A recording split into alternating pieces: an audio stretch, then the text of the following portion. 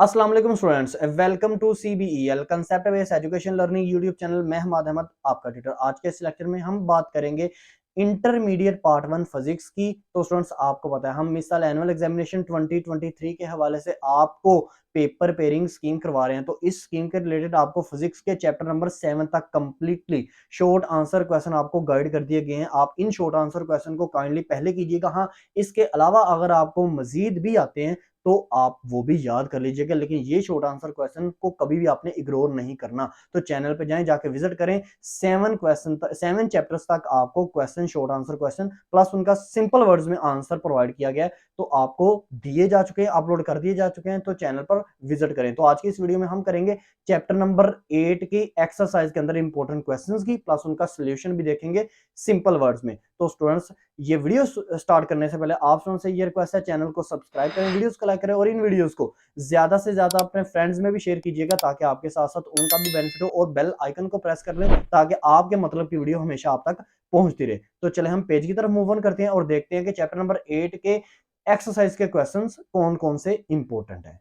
अच्छा, तो स्टूडेंट्स, अब आप चैप्टर नंबर 8 की एक्सरसाइज के अंदर जो इंपॉर्टेंट क्वेश्चंस करेंगे ना, जो आपके प्रीवियस 20 से 25 इयर्स के दरमियान आए हुए हैं, चाहे आप सप्लीमेंट्री एग्जाम की बात करें, एनुअल एग्जाम की बात करें, पंजाब के किसी भी बोर्ड की बात करें, लाहौर बोर्ड हो, गुजरातवाला बोर्ड हो, गुजरात बोर्ड हो, फेडरल बोर्ड हो, साहिवाल बोर्ड हो, पंजाब के 9 बोर्ड्स की बात करें ना, तो उनके अंदर जो क्वेश्चंस आए हुए हैं वो मैं आपसे शेयर करने लगा हूं, जो एक्सरसाइज के अंदर आए हुए हैं। तो क्वेश्चन पहला आया 8.1। तो 8.1 क्वेश्चन क्या है? क्वेश्चन की स्टेटमेंट ये है, कहता है what feature longitudinal waves common in transverse waves. ये कौन से फीचर हैं कि जो लॉन्गिट्यूडनल और ट्रांसफर वेव्स के दरमियान दोनों कॉमन पाए जाते हैं? वो कौन सी चीजें, जो वो कौन सी खसूसियात ऐसी हैं? Number 1, both waves are mechanical. Number 2, दो बोथ वेव्स जो हैं वो ट्रांसफर एनर्जी करते हैं। नंबर 3, दोनों जो वेव्स हैं वो फिनोमिनन के ऊपर पूरा उतरती हैं, ये like reflection, reflection, diffraction, interference और स्पीड। दोनों वेव्स की मालूम करने के लिए आपको यही फार्मूला लगाना पड़ता है, v is equal to f lambda. तो ये था क्वेश्चन नंबर 1 का आंसर। ये बहुत ज्यादा दफा पेपर में आया है, मैं बार बार आपको कह रहा हूँ, ये वो क्वेश्चन हैं बहुत जो बहुत ज्यादा इंपॉर्टेंट है। आपने इनको एक्सरसाइज में कभी भी स्किप नहीं करना। और फिजिक्स के अंदर एक्सरसाइज के अंदर तो क्वेश्चंस वो लाजमी डालता है, हर चैप्टर की एक्सरसाइज के अंदर से मिनिमम 2 क्वेश्चंस वो लाजमी डालता है। क्वेश्चन नंबर 2 है जो आपने करना है, 8.3 करना है। 8.2 क्वेश्चन आपने नहीं करना, वो पेपर पॉइंट ऑफ व्यू से इंपॉर्टेंट नहीं है। आप करेंगे 8.3, is it possible for two same identical waves. यानी कि आपके पास ना दो सेम आइडेंटिकल वेव्स हो ना, तो क्या ये पॉसिबल है कि उनको हम एक ही डायरेक्शन में फेंकें तो हमें स्टेशनरी वेव्स मिलें? क्या ये पॉसिबल है? No, it is not possible. Answer नीचे यहाँ पे है, लेकिन इसको आप एक्सप्लेन भी करेंगे। तो हम पेज नंबर 2 के ऊपर चलते हैं। अच्छा, तो स्टूडेंट्स, पेज नंबर 2 के ऊपर आपको इसकी रीजन मिलेगी कि क्यों दो सेम आइडेंटिकल वेव्स ना सेम डायरेक्शन में मूव कर रही हो, जा रही हो, तो वो स्टेशनरी वेव्स क्यों नहीं प्रोड्यूस करती? क्यों? कहता है ये पॉसिबल नहीं है। क्यों? उसकी वजह ये है, जब वो दो ट्रांसफर्स सॉरी दो आइडेंटिकल जो वेव्स हैं ना, वो जब ऑपोजिट डायरेक्शन में मूव करेंगी ना, तब वो स्टेशनरी वेव प्रोड्यूस होगी। अगर वो एक ही डायरेक्शन में मूव करेंगी, चाहे वो डायरेक्शन लेफ्ट हो, राइट हो, तो वो कभी भी स्टेशनरी वेव्स प्रोड्यूस नहीं करेंगी। अब हम नेक्स्ट क्वेश्चन करते हैं। Question number 8.5, which is very very very very important for paper point of view से। ये बहुत ज्यादा दफा आता है। इसमें ना वो कहता है explain the terms crust, trough, node, antinode. ये 4 टर्म्स हैं। 4 की 4 भी पूछ सकता है, 4 में से कोई 2 भी पूछ सकता है, कोई 3 भी पूछ सकता है आपसे, ठीक है ना? तो क्रस्ट क्या होता है? ट्रांसफर वेव्स का वो हिस्सा जो अबव द मीन पोजीशन होता है। मीन पोजीशन के जो ऊपर होता है ना हिस्सा ट्रांसफर वेव्स का, उसको कहते हैं क्रस्ट। ट्रफ क्या है? ट्रांसफर वेव्स का वो हिस्सा जो बिलो द मीन पोजीशन होता है, जो मीन पोजीशन से नीचे होता है, उसको कहते हैं ट्रफ। और नोड क्या है? नोड एक ऐसी चीज है जिसके अंदर ना स्ट्रिंग्स जो है वो डिस्प्लेसमेंट परमानेंटली जीरो जाहिर करें। जिसमें डिस्प्लेसमेंट परमानेंटली मुस्तकिल तौर पर जीरो हो, उसको नोड कहते हैं। अब एंटी नोड का आंसर नेक्स्ट पेज नंबर 3 के ऊपर है।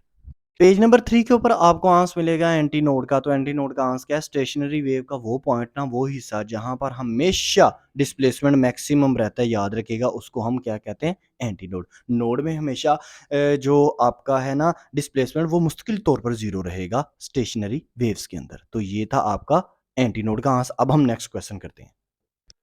अब क्वेश्चन करेंगे 8.6।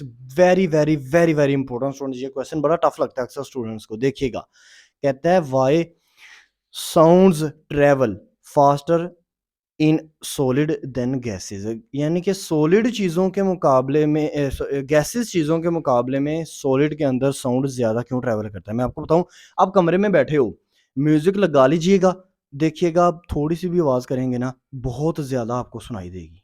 ठीक है, यही अपना क्या करें, बिल्कुल पहाड़ी के ऊपर चल जाएँ, पहाड़ के ऊपर चल जाएँ जहाँ पे बिल्कुल हवा ही हवा हो, बिल्कुल एक खुला इलाका हो जहाँ पर गैसेज़ पाई जाएँ, हवा पाई जाए, वहाँ पे म्यूज़िक लगाएँ तो आपको वो उतना ही वॉल्यूम अगर आप रखेंगे अपने उस मोबाइल के अंदर जहाँ पे आपने म्यूज़िक लगाया हो, तो याद रखिएगा आपको कम आवाज़ सुनाई देगी। वजह क्या है? अब वजह सुनिएगा।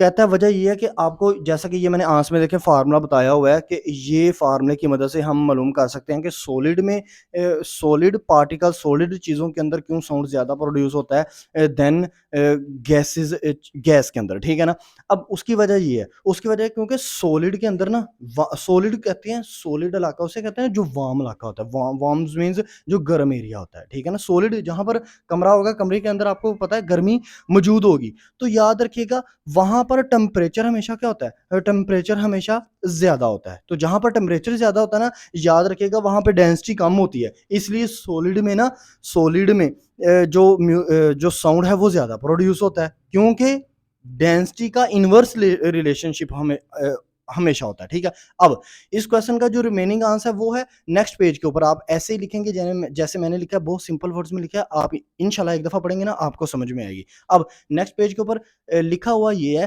कि यही अगर आप कोल्ड एरिया पे चल जाएँ, यानी कि गैसेज़ वाले इलाके में चल जाएँ, हवा वाले इलाके में चल जाएँ, तो वहाँ पर क्या होगा, वहाँ पर टेम्परेचर बहुत ज़्यादा होता है, ठीक है ना?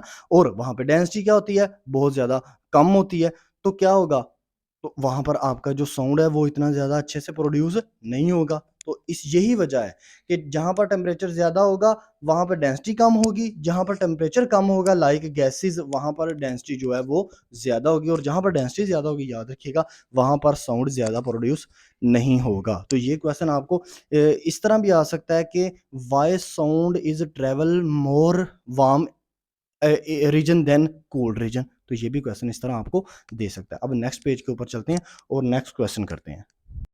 अब इस पेज नंबर 4 के ऊपर आपको नज़र आ रहा है कि जो लास्ट मैंने क्वेश्चन बोला है ना, उसका रिमेनिंग आंसर यहाँ पर मौजूद है। अब नेक्स्ट क्वेश्चन देखें। नेक्स्ट क्वेश्चन स्टूडेंट्स आपका क्या होगा? नेक्स्ट क्वेश्चन आपका होगा कि how how are beats useful for tuning the musical instrument. तो कहता है जो बीट्स होती हैं ना, बीट्स वो किस तरह ट्यून करती हैं, चलाती हैं, यानी कि वो किस तरह म्यूज़िकल इंस्ट्रूमेंट के अंदर ना म्यूज़िक प्रोड्यूस करती हैं। लाइक मिसाल के तौर पर वायलिन आपके पास हो गया, आपके पास कोई और मतलब कोई और आपके पास म्यूज़िकल इंस्ट्रूमेंट हो गया, पियानो होगी, तो इसके अंदर आप किस तरह मतलब बीट्स किस तरह इसको ट्यून करेंगे, मतलब किस तरह चलाएँगे? तो याद रखिएगा आपको पता है इनके अंदर ना स्ट्रिंग्स लगी होती हैं, तारें लगी होती हैं।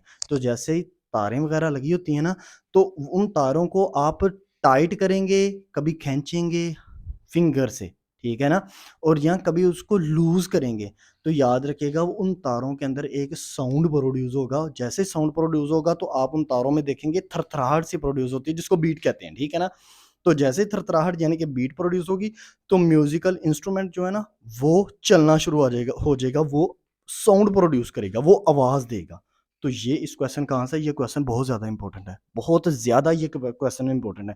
सर्च करके फिर आपको बताए जा रहे हैं। ऐसे ही आपको ऊपर से नहीं बताया जा रहा कि आप स्टूडेंट्स को बस बता दिया जाए और ये देखा जाए कि नहीं बस आप स्टूडेंट्स देख लो ताकि हमारे यूट्यूब चैनल की जो है ना थोड़ी-सी मतलब हो जाए, मार्केटिंग हो जाए, नहीं, इस वजह से नहीं। आप चाहे 2 स्टूडेंट्स देखो, चाहे 5 स्टूडेंट्स देखो, लेकिन ये जो क्वेश्चंस है ना, ये बहुत ज़्यादा इंपॉर्टेंट है। अब ये पेज नंबर आपका है 5। अच्छा, इसके ऊपर आप क्वेश्चन करेंगे, question number 8.9, very very important question को समझिएगा। क्वेश्चन बहुत लेंथी है, मैं पढ़ूंगा नहीं लेकिन आपको स्टेटमेंट समझाता हूँ। एज अ रिजल्ट वाला ये क्वेश्चन है, एज अ रिजल्ट और एक्सप्लोजन वाला क्वेश्चन है। कहता है आपको ना एक धमाका होता है, मतलब एक धमाका, जमीन के अंदर एक धमाका हो ना, और करीब ही मतलब कुछ फासले, कुछ डिस्टेंस के ऊपर एक पर्सन खड़ा हो, तो जैसे ही धमाका होगा ना, धमाका होगा तो उस पर्सन को ज़मीन के अंदर थरथराहट पहले महसूस होगी, लेकिन धमाके का जो साउंड है ना, वो बाद में सुनाई देगा, यानी कि थोड़े से सेकंड बाद सुनाई देगा। कहता है ऐसा क्यों होता है? अब आंसर देखिएगा, आपको पता है, कहता है जैसा कि हमें पता है, कहता है ये इस वजह से होता है हमें पता है कि जो साउंड है ना वो डेंसर मीडियम के अंदर ज़्यादा ट्रैवल करता है। डेंसर मीडियम मतलब सॉलिड के अंदर साउंड वो ज़्यादा तेज़ी से ट्रैवल करता है। सॉलिड पार्टिकल्स में मतलब ठोस चीज़ों में ज़्यादा तेज़ी से आता है साउंड बजाए कि एयर में। अब जैसे ही धमाका होता है ज़मीन के अंदर, तो ज़मीन क्या है, एक सॉलिड चीज़ है, तो जो करीब खड़े हुए पर्सन होता है ना, उसको थरथराहट मतलब उसको धमाके की जो थरथराहट है वो पहले महसूस होती है, और जो साउंड है ना, धमाके की जो आवाज़ है, वो बाद में महसूस होती है क्योंकि वो एयर में आ रही होती है आवाज़। तो एयर में जो साउंड है वो मतलब पहले नहीं पैदा होता, सॉलिड पार्टिकल्स में साउंड पहले पैदा होता है, ठीक है ना? तो ये इसी क्वेश्चन का यही आंसर, ये क्वेश्चन आपने ऐसे ही लिखना है, इंतहाई सिंपल वर्ड में इसका आंसर मैंने बताया हुआ है। अब नेक्स्ट क्वेश्चन हम करेंगे क्वेश्चन 8.10। अब क्वेश्चन 8.10 और आखिरी क्वेश्चन है हमारा एक्सरसाइज के अंदर से। ये कहता है explain why sound travel faster in warm air than cold air, यानी कि गर्म हवा के अंदर ना साउंड ज़्यादा क्यों ट्रैवल करता है, ज़्यादा आता है ठंडी हवा की निस्बत, वजह क्या है? ये बिल्कुल वजह वही है स्टूडेंट्स जो आपकी था ना क्वेश्चन जिसमें आपने बताया था कि साउंड सॉलिड पार्टिकल्स के अंदर ज़्यादा प्रोड्यूस होता है बजाय के गैसेस के अंदर। तो बिल्कुल सेम वजह यही है, देखें आंसर में क्या लिखा है, कहता है आपको जैसा कि मालूम है फार्मूला, साउंड की स्पीड को मालूम करने का फार्मूला ये है। अब हम नेक्स्ट पेज के ऊपर चलते हैं और मैं बाकी आपको छोटा-सा आंसर इसका एक्सप्लेन करता हूँ। अब इस पेज के ऊपर देखिएगा आंसर क्या कहता है, व्हेन जब हम क्या करते हैं, एक गर्म एरिया के अंदर ना किसी भी पार्टिकल को गर्म हवा में किसी भी पार्टिकल को रखते हैं, तो गर्म हवा में हमेशा जो है ना डेंसिटी है ना वो डिक्रीज कर जाती है, साउंड की डेंसिटी जो है ना डिक्रीज कर जाती है, और जैसे ही डेंसिटी डिक्रीज करेगी याद रखिएगा टेम्परेचर हमेशा इंक्रीज होता है।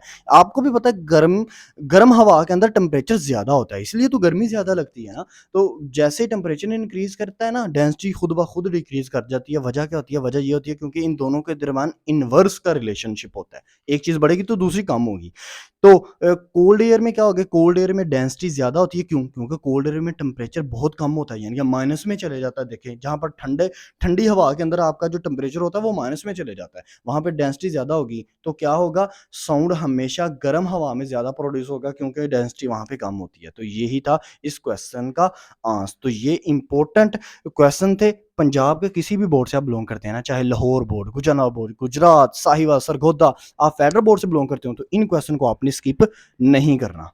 ये थे चैप्टर नंबर 8 फिजिक्स के, चैप्टर नंबर 8 के एक्सरसाइज के क्वेश्चन। इंशाल्लाह ताला आने वाली वीडियो में हम चैप्टर नंबर 8 के अंदर से, यानी कि चैप्टर के अंदर से कौन से इंपॉर्टेंट क्वेश्चन आपने लाजमी प्रिपेयर करने हैं, प्लस उनका सोल्यूशन भी देखेंगे। तब तक के लिए अल्लाह हाफिज।